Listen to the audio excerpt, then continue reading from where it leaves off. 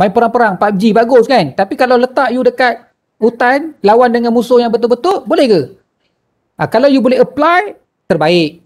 Kalau you boleh apply apa yang you mungkin hebat, juara dunia PUBG kan, tapi kalau letak you dekat medan perang, boleh betul-betul boleh guna tak? Kalau boleh guna, bagus.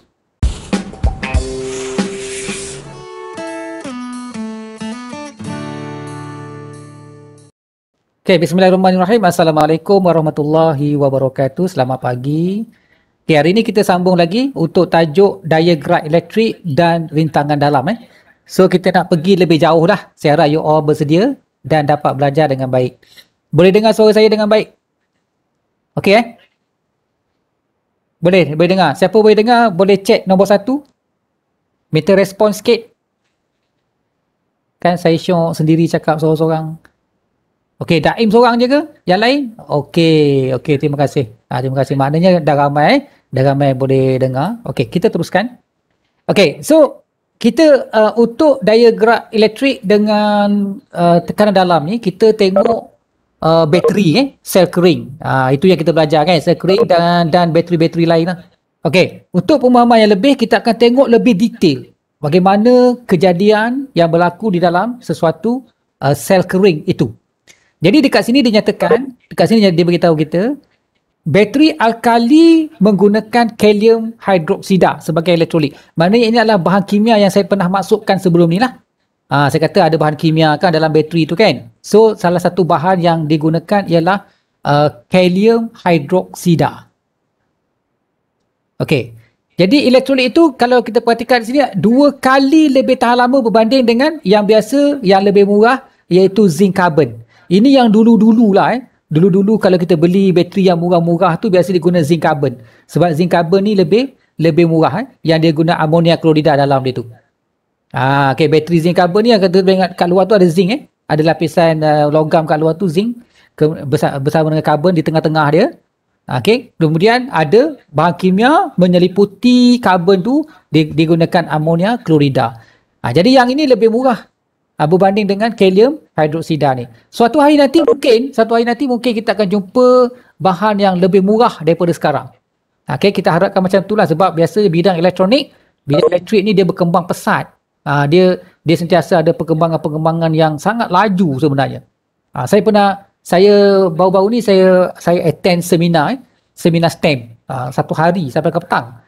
Salah satu panel yang bentang pembentangan pada masa tu salah seorang bos satu syarikat drone.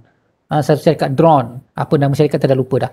Okay, dia menceritakan bagaimana drone tu berfungsi, tenaga dapat daripada mana kan. Salah satu benda penting untuk drone ni sebenarnya ialah bateri dia. Sebab dia nak terbang kan. Dia nak terbang tu kalau drone yang biasa, yang mainan tu kan, dia sekejap je dia boleh terbang kan. Sekejap je bateri pun habis kan. Dalam 10 minit pun tak sampai, kadang-kadang habis bateri kan. Yang macam tu dia tak boleh pergi jauh. Sebab bayangkan kalau dia pergi jauh, dia tak boleh balik lah. Sebab bateri habis tengah jalan kan. Kalau yang harga lebih mahal, mungkin harga cecah sampai 1,000 sampai 5,000 kan. Yang itu boleh terbang sampai mungkin sampai 20 minit hingga 30 minit. Yang macam tu lama sikit lah. Lama sikit dia boleh terbang jauh kan. Mungkin sampai 5 kilometer dia boleh pergi. Kan, sampai 10 km dia boleh pergi. Kalau yang jadi mahal macam tu. Tapi bateri dia masih lagi tak cukup tahan lama. Sebab dia boleh sampai 30 minit katakan. 30 minit tu pergi dan balik. Kan nampak? Jadi dia masih lagi masa yang kita kata tak lama mana. Okay, sebab ada jenis drone, dia boleh pergi sampai 3 hari dia boleh berada. 3 hari. Yang ada sampai berbulan-bulan pun ada. Tu memang harga memang puluh-puluh ribu lah, ratus ribu lah. Okay, macam spy punya drone ada Antara syarikat ataupun negara yang hebat dalam teknologi drone ni, salah satunya ialah selain daripada China memang kita dah tahu lah, kita tak cakap pasal China selain daripada itu ialah Israel dia punya teknologi drone dia memang canggih. Okay, dia macam dah menyaingi China punya drone dia punya teknologi dia. Dia kata kemungkinan ada drone dia tu boleh sampai berbulan-bulan. Dia boleh kawal daripada jauh sebab dia guna satelit kan, dia punya kawalan dia tu. Jadi dia boleh pergi seluruh dunia. Drone dia tu. Jadi dia kata tak mustahil ada yang guna teknologi tenaga tu daripada tenaga nuklear. Bukan sekadar kalium hidroksida ke lithium kan, kita biasa dengar lithium kan, dia punya bateri tu. Ada guna teknologi nuklear yang itu sampai dikata berpuluh tahun boleh berada di udara. Kan? Ada yang guna hybrid, ada hybrid dengan minyak, minyak enjin khas macam minyak kapal terbang. Lepas tu ada yang hybrid dengan solar. Masa dia terbang tu, masa dia berada di udara tu, dalam masa sama dia charge dia punya bateri dia menggunakan tenaga solar. So macam-macam teknologi ada. So sebab tu saya kata teknologi tu sangat berkembang dengan laju. So kita tak boleh ketinggalan lah, kan? Sebab tu lah ada KSSM ni. Kalau kita masih lagi kekal dengan KBSM, kita tak ada input baru. Jadi dengan ada KSSM ni kita ada input baru. Terutama Teknik 5 fizik, you all ada quantum. Quantum tu satu benda yang bukan baru, tetapi baru bagi kita lah. Sesuai dengan pendidikan di seluruh dunia. Dia orang belajar kuantum. Kita nak masuk dah teknologi-teknologi yang lebih canggih lagi. Kita nak masuk IR 5.0. Sekarang ni masih lagi 4.0. Kita nak masuk ke 5.0. So, kena canggih lah. Kena ada satu teknologi yang lebih baik, yang lebih maju. Jadi ini yang biasa. Ini yang biasa. Asas dia bagaimana kewujudan sesuatu bekalan tenaga elektrik. Salah satu yang paling besar dalam kehidupan kita ialah bateri lah. So bateri ni kalau kita perhatikan dekat sini, kita boleh sambung dia kan secara sesiri ataupun selari kan. Ini kita guna balik konsep yang kita guna penyusunan perintang. Kita ada susun secara sesiri dan selari. Sebab apa? Sebab dalam bateri itu sendiri kan ada rintangan kan, yang kita kata rintangan dalam. Contoh sambungan secara sesiri. Ini bersiri ni kan. Sambungan secara bersiri dicontoh macam ni lah. Maknanya positif dengan negatif bercantum. Dekat sini ada positif, dekat sini ada negatif. Dekat sini ada positif, dekat sini ada negatif. Nampak? Dia bersilang-silang lah. Dia bersambung di antara positif dan negatif. Positif dan negatif. Ini sambungan sesiri. Sambungan selari, kalau kita tengok pula, macam susunan rintangan tadi, yang dia berkongsi positif dengan positif semua. Dia bersambung semua positif. So kat sini positif lah. Yang ini dekat negatif, nampak dia bersambung semua. So ini sambungan secara selari. Masing-masing mempunyai kesan yang berbeza, menghasilkan satu kesan kepada arus elektrik dan beza keupayaan yang berbeza, voltage yang berbeza. So kita tengok satu persatu. Yang pertama sekali yang bersambung secara sesiri tadi ataupun bersiri, dia punya rintangan dalam sebiji sama macam yang kita belajar sebelum ni, iaitu tambah direct dengan nilai-nilai ataupun rintangan yang ada. So kita dapat 4, ini adalah jumlah jumlah ataupun rintangan berkesan. So kita dapat 4R. Sama kan? Cuma beza dekat sini dia guna R kecil. Kalau sebelum ni kita guna R besar sebagai rintangan berkesan dia. Yang ini pun sama juga. Nampak? Kan? Dia dapat 1 per, and then dia dapat ini per 4 lah. Kalau kita ada 4. Kalau kita ada 4, kalau kita ada 10, dia per 10. Yang dulu saya letak macam ni kan. Dia ada shift kan. Dia ada shift yang saya letak tu. 1 per R, 1 tambah 1 per R, 2 kan. 1 per R, 3 katakan. So kita shift sama lah. Sama, you akan dapat ini balik lah. So ini dikatakan sebagai jumlah DGE. Jumlah DGE, jumlah tenaga dia. Kalau kita sambung secara bersiri, kita akan dapat jumlah DGE dia 4 kali ganda. Kalau yang ini DGE dia 1.5, 1.5, 1.5, so kita darab 1.5 ni. So kita dapatlah 4 darab dengan DGE dia. Dapat jumlah dia. Maknanya 1.5 volt darab dengan 4. Dapatlah. Dapat 6 volt. Kalau kita sambung secara bersiri. Kalau kita sambung secara selari, kita akan dapat DGE dia seperti 1 biji saja. Sama konsepnya sama seperti kita susun rintangan yang luar R besar tu. So, kita akan dapat 1.5 juga. Walaupun setiap satu tu 1.5, tapi sebab disambung cara macam ni, kita akan dapat ini. Ini dalam konteks DGE kan, dia sama konsepnya sama seperti voltan. Kalau you ingatlah sama seperti konsep voltan ataupun potential difference ataupun beza keupayaan yang kita sambung rintangan tadi. And then kita ada sambungan sel kering secara bersiri dapat meningkatkan DGE berkesan. Selain daripada susunan ataupun rintangan berkesan, kita juga ada DGE berkesan. Maksud DGE berkesan tu apa? Total lah, jumlah DGE. Diulang dia adalah DGE berkesan. Sambungan sel kering secara selari dapat mengurangkan rintangan dan rintangan dalam berkesan. Nampak rintangan dia kita bagi dengan 4. Rintangan dia jadi kurang. Yang ini rintangan dia bertambah 4 kali. Okay, so dalam konteks ni, buku ni dia cerita pasal kebaikan. Nampak tak? Dia tak cerita pasal kelemahan. Untuk dekat sini sampai ke tahap ni dia cuma cakap kebaikan. Kalau soalan tu tanya, apakah kebaikan sel kering yang disambung secara bersiri? Apa kebaikan dia? You jangan cerita pasal rintangan dia jadi berganda. Jangan cerita rintangan dia jadi berganda-ganda, jadi besar. Itu benda yang lemah, kelemahan. Okay, you kena cakap, inilah yang dikatakan. Dia dapat meningkatkan DGE berkesan. Itu kelebihan dia. Nampak Dia soalan dia pun memang kelebihan kan? Okay, sama juga dengan sambungan bersiri. Apa kelebihan? Apa kelebihan sambungan bersiri bagi sel kering? Kan? You boleh kata dia punya kelebihan dia ialah dia mengurangkan rintangan dalam berkesan. Itu kelebihan. Sambung lagi. Okey, kita nak tengok apa masalah yang berlaku dalam kehidupan kita. Okey, contoh dekat sini dia kata, terdapat banyak alat elektrik yang menggunakan sel kering. Seperti, ini kita sudah tahulah. Kita ada radio, kita ada lampu sulur, kan? Alat-alat permainan kanak-kanak. Banyak lagi benda lain. Jadi, alat elektrik itu dia kata menggunakan lebih daripada satu sel kering. Agak-agak bagaimana sambungan sel kering yang disusun? Kan? Untuk meningkatkan kecekapan yang maksimum. Siapa boleh bagi cadangan? Agak-agak bagaimana? Dia nak susun sesiri ke selari? Bersiri atau selari? Siapa nak bagi cadangan? Siapa nak bagi idea? Kita ambil satu contoh. Lampu sulur. Lampu sulur tu disambung secara sesiri ke selari? Siapa nak cuba? Torchlight. Torchlight ni disambung selari ke sesiri? Dia punya bateri dia. Anyone? Come on, you orang ramai ni. Itu soalan ke? Abdullah, you bagi soalan ke you bagi jawapan? Ada tak ada soal? Okey, Abdullah nampaknya tak pasti kan? Kurang pasti. Dia kata sesiri? Okey, jawapan dia tu. Cikgu tanya, Abdullah, apa jawapan you? Sesiri? Sebab dia tak ada soal. Okey, Muhammad Rais jawab sesiri. Yang lain? Tak apa. Okey. Jawapan dia ialah sesiri. Saya bagi contoh tadi torchlight. Dia mungkin alat yang berbeza, sambungannya berbeza.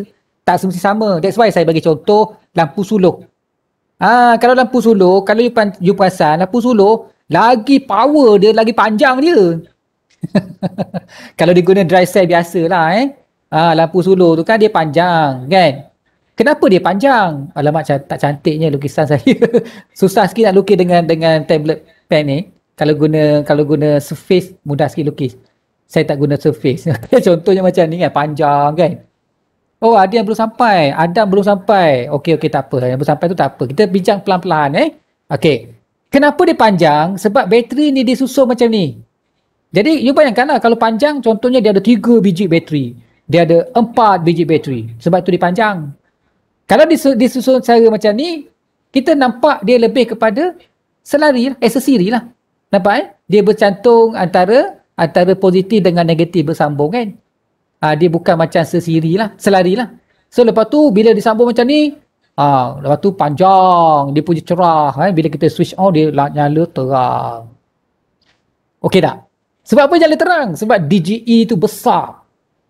Kan DGE dia akan jadi, kalau ada 4 biji, darab lah. Kalau setiap satu tu 1.5, darab lah. 1.5 darab 4 biji bateri. So, dia dapat 6 volt. Okey. Okey. Ada benda, dia tak semestinya sambung sesiri. Dia tengok pada alat lah. Okey, dia tengok pada alat. Bukan sama semua. Tapi kebanyakannya sambung secara siri. Sebab dapat voltage yang besar. Okey, arus ni tak perlu besar. Arus tak perlu besar. Okey, contohnya alat elektrik macam kita punya alat mainan lah, kereta Tamiya kan. Kereta Tamiya tu boleh sambung secara sesiri Bateri dia tu kalau kita buka dia punya cage bateri biasa 2 biji tu kan, 2 biji ataupun 3 biji kan disambung macam ni. Disambung macam seolah macam selari, tapi kalau you tengok betul-betul dia punya sambungan tu, dia akan sambung kat sini, lepas tu dekat sini negatif, dekat sini positif balik. Okay, perasan tak? Sebenarnya dia sambung secara sesiri. Kalau dia sambung selari, dia tak susun macam ni, dia sebab semua negatif kat, semua positif kat sini.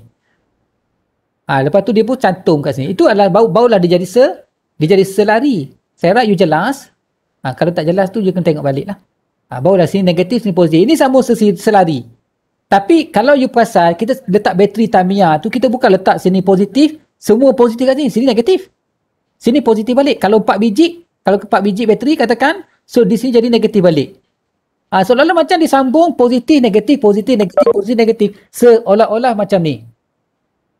Boleh bayang tak? Kan? You all tak pernah main ke Tamiya? Tamiya tu zaman saya kanak-kanak kot. You all tak main dah kereta-kereta macam tu. You all main game video. Kan? Oh, ada yang main. Okay. Ada main dulu-dulu. Ya. Kan? Dia memang dulu pernah berlaku satu fenomena. Kan? Haris pun main juga. Okay, satu fenomena. Sampai sekarang pun ada main. Bagus. Itu berbentuk fizikal. Kebanyakan budak-budak sekarang, kan, generasi Z ni, dia guna video game. Video game ni maya. Dia bukan fizikal. Macam saya dulu kecil-kecil, kita main kereta-kereta lumba macam tu kan. Kita modify sendiri, kita buka kan. Buka sana, buka sini. Itu fizikal. Maknanya kita buat, kita guna kemahiran. Kemahiran manipulasi. Kita guna. Kalau you just main game, you memang hebat main game. Kan? Kalau lawan dengan you, lumba kereta ke, main bola sepak ke, power punya kan. Main FIFA kan, sentiasa menang kan. Tapi tak semesti di luar sana, secara fizikal you boleh hebat. Mungkin you kemahiran you pada tangan mengawal saja, mengawal permainan tu. Tetapi dari segi anggota badan lain tak berfungsi. Contoh lah kan. Tapi kalau you dapat dua-dua tu bagus lah. You boleh apply apa yang you tengok orang menggelencik bola, lepas tu di padang pun you boleh buat macam tu. Itu bagus. Tak ada masalah. Yang masalahnya kalau tak boleh. Kan? Main perang-perang PUBG bagus kan. Tapi kalau letak you dekat hutan lawan dengan musuh yang betul-betul, boleh ke? Kalau you boleh apply, terbaik. Kalau you boleh apply apa yang you mungkin hebat, juara dunia PUBG kan. Tapi kalau letak you dekat medan perang, boleh betul-betul boleh guna tak? Kalau boleh guna bagus. Tapi ada kemungkinan besar jugalah. Ada kemungkinan besar you bagus. Sebab apa? At least you tahu nak guna senjata. You tahu nama-nama senjata. Senjata mana yang sesuai. Jarak yang macam mana, nak bagi kerosakan yang macam mana. You tahu pilih senjata. Berbanding dengan orang yang langsung tak main game tu. Kan? Orang yang langsung tak main game, dia tak tahu. Kan? Senjata ni untuk macam mana. Lepas tu macam mana nak mengelak, macam mana nak tembak. Kan? Okay. Sampai kat situ. Baik. Sama balik Okay, ini contoh dia. Jadi, faham tak tadi? Menjawab tak apa yang persoalan ni berlaku? Bagaimana kita nak, dia sebenarnya bergantung kepada alat dan kebanyakannya menggunakan secara siri lah. Okay, ada sebahagian kecil lah kot yang menggunakan secara selari. Ada sebab tertentu. Okay, contoh satu. Rajah 3.32. 2 buah lita dengan susunan sekring secara bersiri dan selari. Diberi DGE setiap sekring ialah 1.5 volt. Rintangan dalam 0.5 ohm. Mana ada rintangan dalam setiap bateri tu. Ada 2 bateri. Okay, 2 sekring. Susah sikit nak sebut sekring macam tak best kan. Kita sebut bateri senang.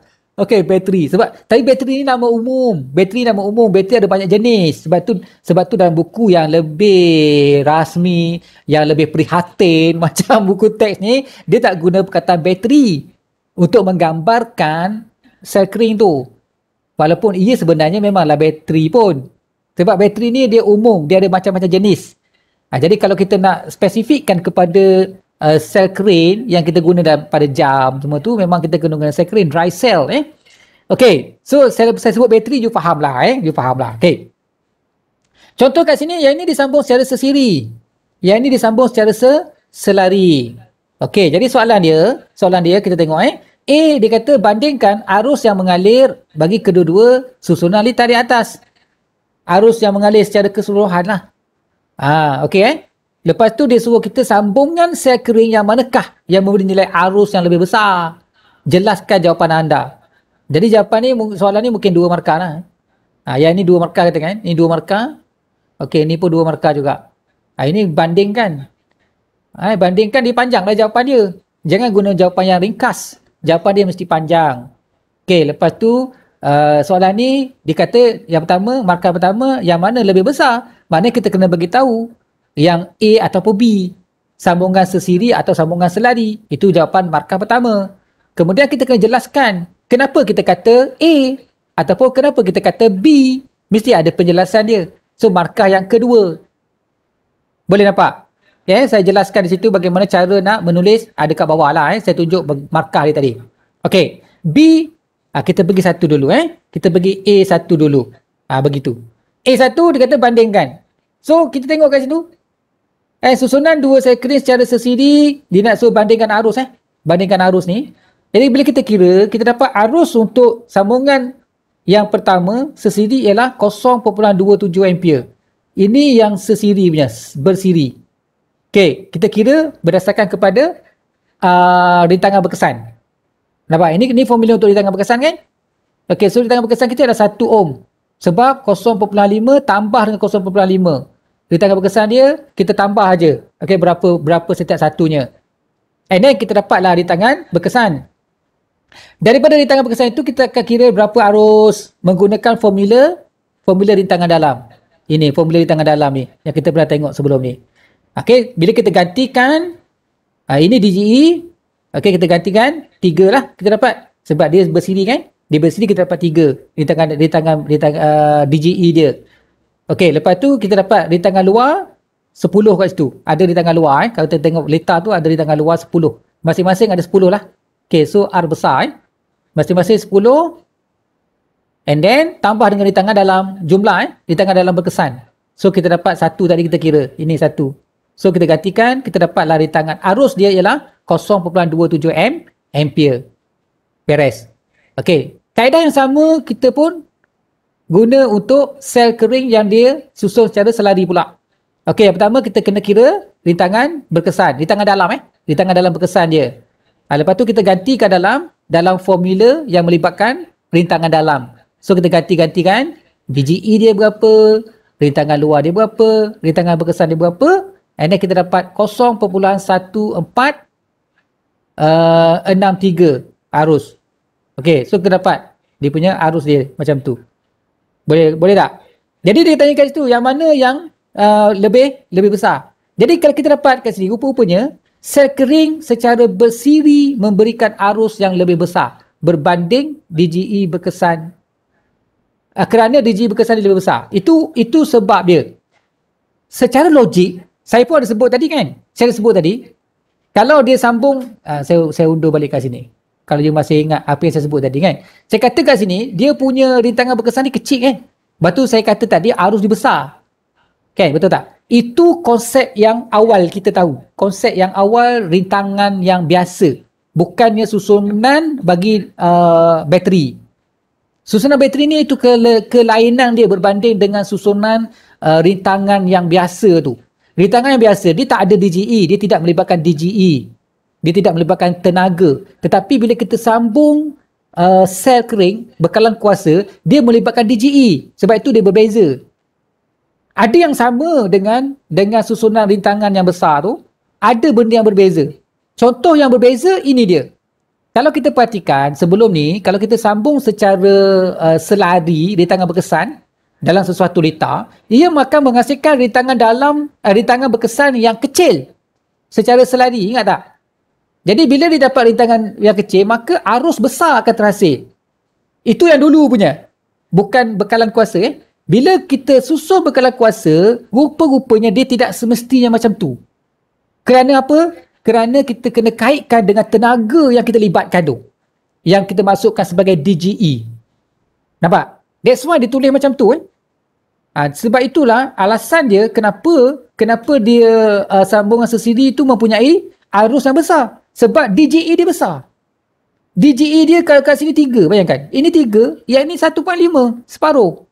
Jadi oleh kerana DGE dia besar, maka arus dia pun besar. Tapi dia beza tak banyak sangat lah. Yang ini 0.27, yang ini 0.14 ataupun 15. Boleh bayangkan?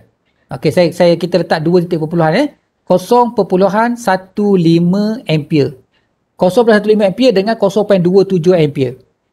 Yang ini menang lah That's why dalam satu alat elektrik kita susun secara bersiri. Sebab itu saya kata tadi.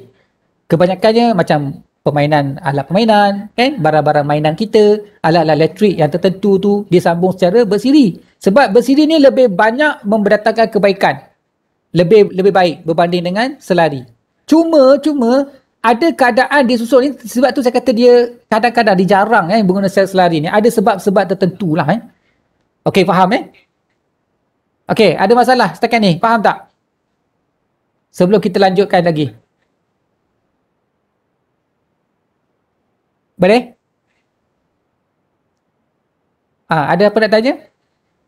Okey, Adam kata boleh, yang lain boleh Okey, faham. Okey, bagus. Okey, seterusnya kita tengok nombor B. Soalan B. Dikatakan sini, jika litar dalam rajah 3.32B disusun dengan 3 sel kering secara selari. Maksudnya, tadi dia letak 1, 2. Sekarang ni dia letak 3. Okey, ini kebat ini kebat lah. Sebab dia suruh kita fikir. Sebenarnya soalan-soalan macam ni memang boleh katakan semua kebat lah that's why dia susah sikit lah Okey, so dia sambung lagi satu secara selari. Okey, itu soalan dia. Soalan pertama dia kata hitung arus yang mengalir. Konsepnya sama, kita kena dapatkan rintangan dalam berkesan dulu. Okey, lepas tu kita masukkan dalam persamaan. Okey, nanti tunjuk. Okey, kemudian dia kata bandingkan arus yang mengalir dalam susunan 2 secara selari dengan 3 sel selari. Yang mana yang okey lah, disuruh bandingkan Disuruh bandingkan. So ini 2 markah. Ini 2 markah. Sekurang-kurangnya 2 markah. Ini pun sekurang-kurangnya 2 markah juga. Okey, sebab ini pengiraan. Okey, kita masuk value.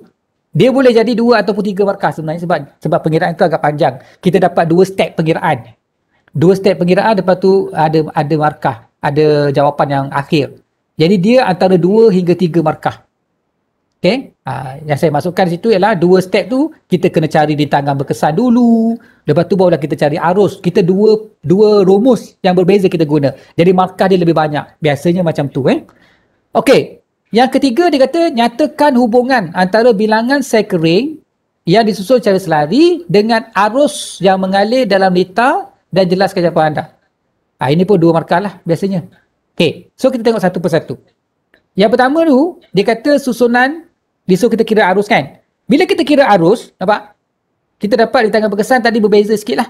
Rintangan berkesan yang awal tadi kat sini saya bulatkan ni. Rintangan berkesan dia ialah 0.25 ampere. 25 ohm. 0.25 ohm. Ini 2 bateri. Kalau kita gabung satu lagi, kita masukkan satu lagi bateri secara selari, kita tambah lagi 0.15 ni, 0.5 ni, and then kita dapat rintangan berkesan ni lagi kecil. Betul tak? 0.67 rintangan berkesan dia. And then bila kita gantikan dalam persamaan, kita dapat ini. Kalau kita buat 2 titik perpuluhan, 0.15 ampere. Nampak Okey, so apa yang berlaku? Ada perubahan tak? Sebenarnya ada perubahan. Sebab saya guna 2 titik perpuluhan, kita tak nampak. Sebab itulah jawapan ini diberi 4 titik perpuluhan. Dia nak tunjuk ada perbezaan tu. Boleh bayang tak? Kalau kita guna 2 titik perpuluhan, kita tak nampak perbezaan tu. Hati-hati kat sini. Nilai yang kecil, nilai yang kita nampak berubah kecil, lagi banyak titik perpuluhan tu lagi kita ada kesan lah. Ada kita nampak. Kalau kita guna 2 titik perpuluhan, kalau kita guna 1 titik perpuluhan, kita tak nampak dia punya perbezaan dia. Okey, itu kena hati-hatilah. Ini sebagai pengalaman Ini sebagai pengalaman yang you all boleh nampak dengan jelas keperluan kenapa kita guna titik perpuluhan yang banyak kadang-kadang. Kadang-kadang kita guna sikit. Okey, contoh yang ini kita perlu menggunakan titik perpuluhan yang banyak. Sebab kita nak tengok perbezaan tu. Kita tak boleh kata tak ada beza. Sebenarnya memang ada beza. Tapi tak nampak jelas lah kalau kita guna 2 titik perpuluhan, lagilah tak nampak jelas.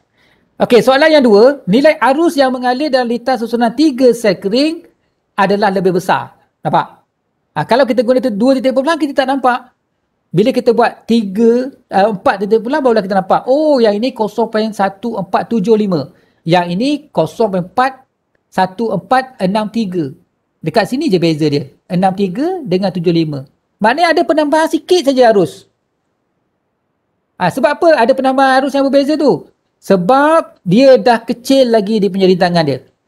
Rintangan dia lebih kecil. So, logik lah. Bila rintangan dia lagi kecil, maka arus yang lebih besar akan mengalir. Okey?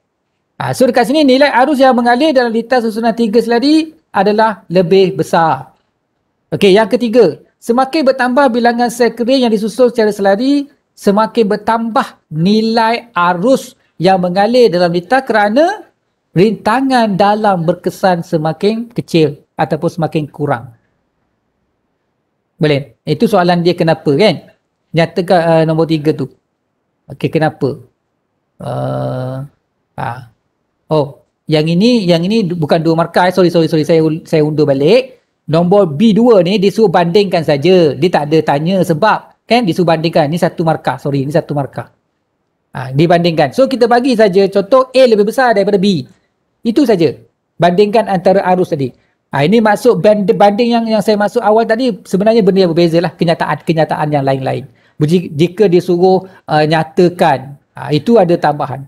Yang B ni barulah kita tengok ada lebih banyak markah lah sebab dia suruh kita nyatakan hubungan dan kita jelaskan. Mula-mula kita kena nyatakan 1 markah, lepas tu kita kena jelaskan lagi 1 markah, 2 markah. Okey So saya beritahu, saya jelaskan bersama dengan di mana markah yang akan diberi. Itu yang pentingnya sebab apa kadang-kadang pelajar ni dia tulis dan dia tak tahu apa yang dia cuba tulis. Dan dia main redah saja kan. Dia tak smart. Tak ada sistematik. Okey. Begitu Okey, seterusnya. Kita ada sikit lagi kot cepat. Ni last lah kot Okey, yang ini ada masa sikat saja lagi. Okey, seterusnya kita nak tengok dari segi penggunaan sambungan tadi. Okey, penggunaan 2 jenis kenderaan yang menggunakan sumber elektrik yang berbeza. Okey, kita ada 2 jenis yang ada sekarang. Memang ada di dunia sekarang termasuk di Malaysia. Okey, so kita ada yang pertama kereta elektrik. Ini kereta elektrik sepenuhnya. Dipanggil EV menggunakan tenaga elektrik sepenuhnya. Satu lagi jenis hybrid. Ni hybrid. Hybrid ni dia bergabung. Maknanya dia kahwin. Dia ada sistem yang berbagai. Ada bukan jenis satu saja sumber. Okey, apa itu kereta elektrik yang dimasukkan situ? Yang dimasukkan ini ialah kereta yang menggunakan 100% kuasa elektrik. Dan tenaga dibekalkan untuk menggerakkan motor elektrik lah. Lepas tu dia boleh dicas. Okey, bateri yang biasa digunakan terdiri daripada lithium. Okey, dengan nikel. Okey, so 2 jenis bateri ni yang biasa digunakan sampai sekarang lah. Kita belum jumpa lagi teknologi yang betul canggih lah. Suatu hari nanti tak mustahil kita ada sumber daripada nuklear juga untuk menggerakkan kereta.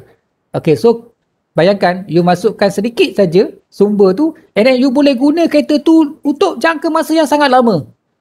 Kan? Itu kelebihan dia. Tapi nak kawal tu susah. Dia punya reaction dia apa semua nak kawal tu susah. Sebab faham nuklear tu. Kalau berlaku kerosakan, berlaku kebocoran di mana-mana, memang payah nak kawal. Jadi mungkin orang tak berani lagi nak guna. Okay, boleh guna untuk kenderaan yang high tech, betul-betul high tech, seperti kapal selam, kan, kapal-kapal tentera yang besar-besar tu. Itu yang perlukan tenaga-tenaga yang macam tu. Barulah dia boleh beroperasi dengan efisien. Kalau boleh terjemahkan sistem teknologi tu kepada kenderaan yang kita guna seharian, itu terbaiklah. Cuma sekarang ni kita tak boleh lagi nak jaga ataupun nak kawal dengan lebih baik. Okay, and then julat bateri yang diperlukan sekitar 300 hingga 800 volt. Kenderaan elektrik sepenuhnya tadi. Maknanya dia memerlukan satu dia panggil voltan yang tinggi. Voltan yang tinggi ni. Tinggi 300-800 ni. Rumah kita pun 240 je. Rumah kita tu bayangkan kita guna macam-macam kan. Kita ada televisyen, kita ada iron, kita ada dapur elektrik, kita ada peti ais. Macam-macam elektrik, aircon. Kita guna 240. Memadai dah. Kan untuk rumah lah untuk industri lain cerita, untuk kilang-kilang lain cerita, untuk rumah. Tapi bayangkan kalau kereta elektrik ni dia perlukan bateri tadi boleh bekalkan voltan 300 hingga 800. Sebab tu dia mahal.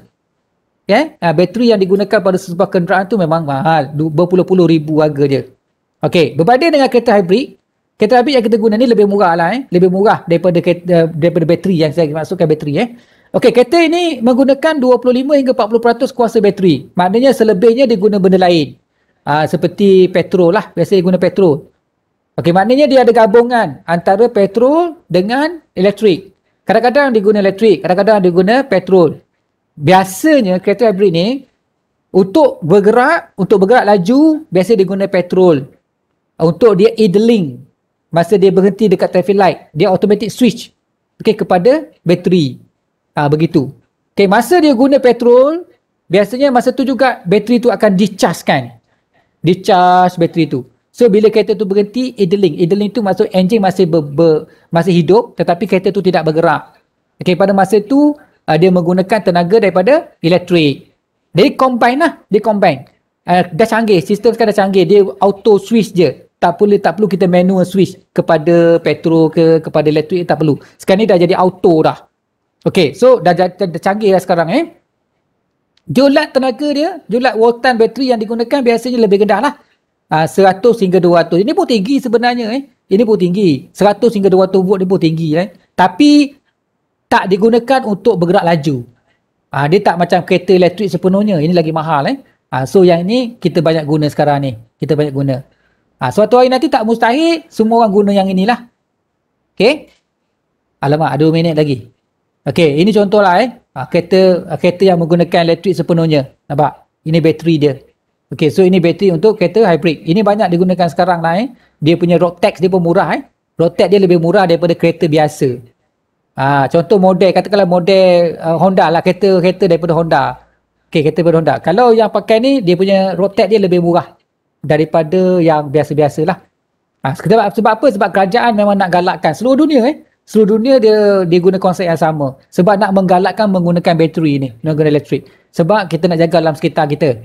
Kalau kita guna petrol, faham-faham lah. Dia ada memberi pencemaran tertentu kan. Okay, so you boleh baca sendiri yang itu. Yang bawah tu bagaimana keadaan dia. Sebab apa? Sebab masa dah habis. Sampai di situ saja kot. Ada apa pun nak tanya? Boleh tanya dalam grup ataupun direct kepada saya. Okay? Boleh okay. Dan saya rasa sampai kat situ saja. Harap you all dapat sesuatu daripada saya. Dan bolehlah